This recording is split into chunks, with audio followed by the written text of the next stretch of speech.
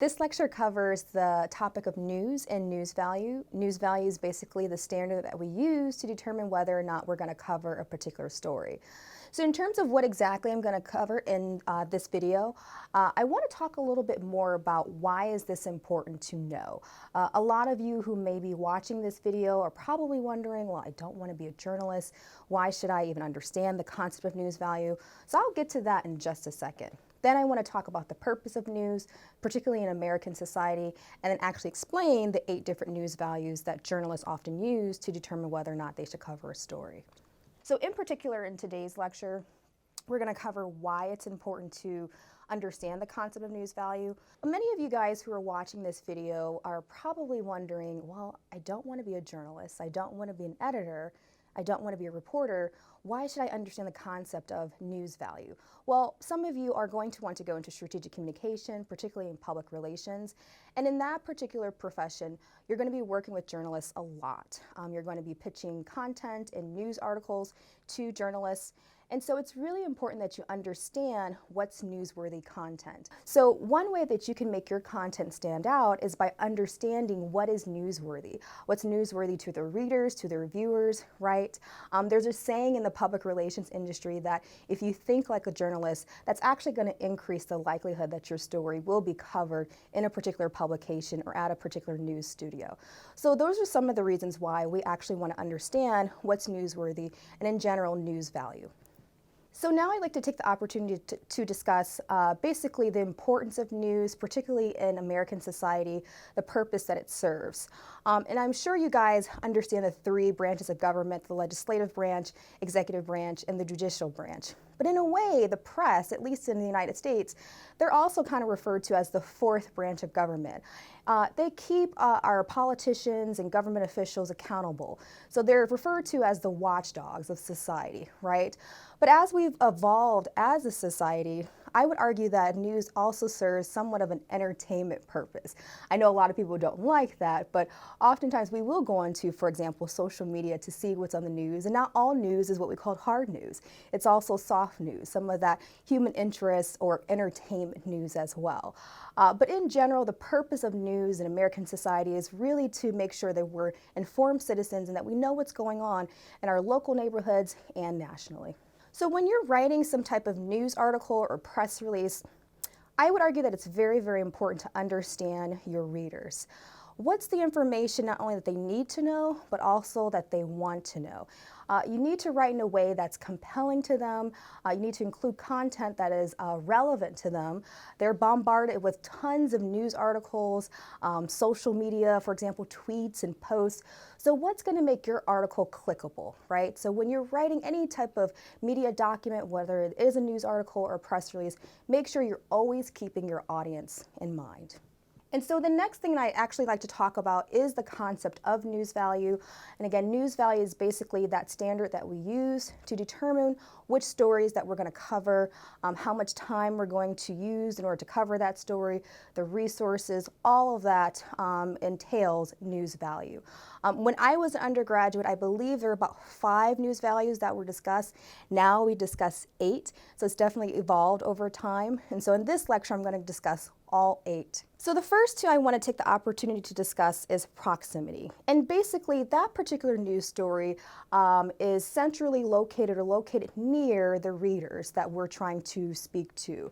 So a great example of that was the tragedy that happened last year in 2017, where a ride at the Ohio State Fair unfortunately malfunctioned. That particular incident caused a lot of injuries and even one fatality. And so the reason why you're seeing that covered here, you saw that covered here a lot in Columbus, is because it happened in Columbus. We also saw that being covered in national media organizations as well, but I would argue that it's actually, or it was actually covered a lot more here in Columbus because it happened in this particular city. So that would be a great example of a news story that has that proximity news value. Then we have immediacy. And so this is basically a news story that's about to take place or that has just taken place. And so a very, very, very common example of that would be breaking news. So anything that just happened, that would be a great example of immediacy. The next 2 I'd like to talk about are currency and prominence. So currency is anything that's trending, anything that's considered quote unquote the hot topic of the day.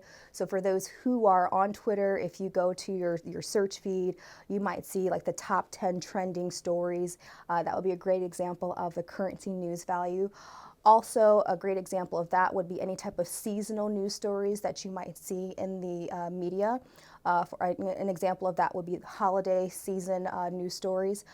That's an example of currency news value as well. The next one is prominence. And so we might cover a story because a well-known figure is featured in this particular story. An example of that would be, I think it was almost 2 years ago. Sorry for my celebrity fans out there, I can't keep up. Beyonce had twins. Now, I have a younger sister who also has fraternal twins and gave birth right around the same time as Beyonce gave birth to her twins.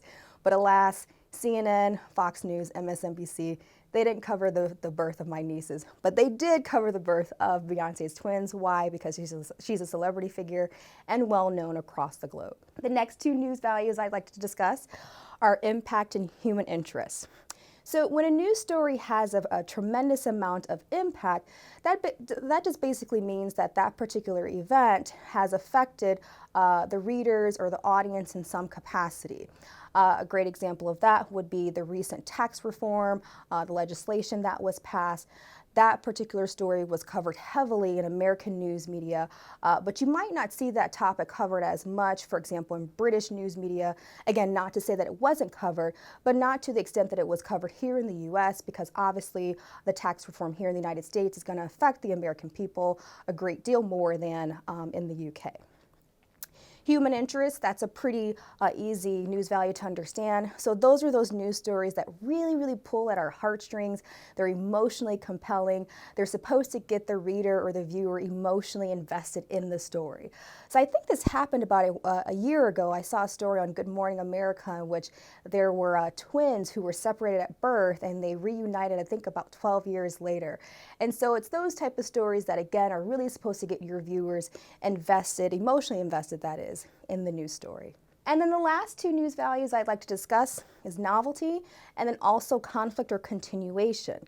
So novelty is actually one of my favorite news values because it's not what we consider traditional news. It's those news stories where we're like, wait a minute, why was that covered? Or that's interesting, you don't hear about that every day. Or that was kind of weird. So those are those quirky, you don't hear that every single day type of stories, but they're still funny or they still warrant some type of news media attention. Great example of that, I saw this in Al Jazeera about a couple months ago. There's this traffic cop in India who, as he's controlling the traffic, he actually does Michael Jackson dances like the moonwalk. And he argues that the intersections that he controls are actually safer than those who do not participate or engage in the Michael Jackson moves. So I say all that to say that would be a great example of a novelty news story, right? Because, I mean, you don't hear that every single day about a traffic cop dancing to Michael Jackson music or dancing in a way that Michael Jackson did. And then finally, the last one, conflict and continuation. So that's basically a news story that contains some type of strife theme. There's some type of discord between two parties, two people, or even two countries. And so we also see this a lot in the news media. Example of that is the fight against terrorism. I mean, we've seen that a great deal the past 15, 20 years in news media discourse. Another example of that is the strife that's going on between the American president, Donald Trump, and also the North Korean leader, Kim Jong-un. So that's an example of the conflict and continuation narrative. Oh yes, and then one last example, sports competitions. We have the Super Bowl coming up here very soon. The conflict, again, is the competition in itself, and we're anticipating who's the winner in that particular news story. So those were the 8 news values. You'll probably see them at some point in time when you're scrolling through your news feed. I really hope that lecture was informative, and I will see you guys next time.